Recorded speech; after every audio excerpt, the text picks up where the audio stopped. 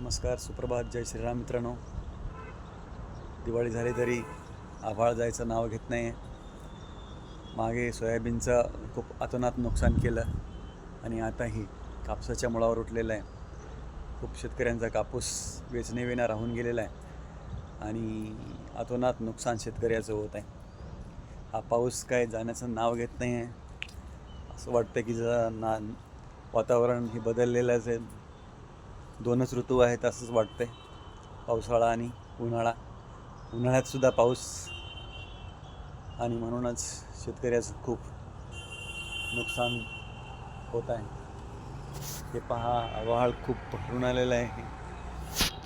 पाऊस नांदेडमध्ये कालपासून पडत आहे आणि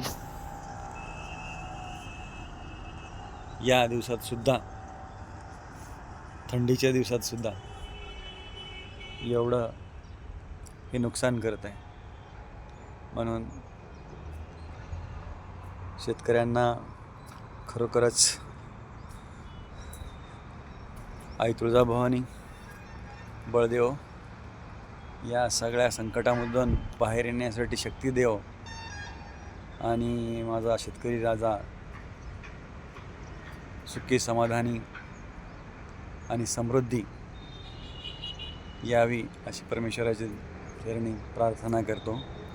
आणि हे एकदाचं वातावरण जे दूषित झालं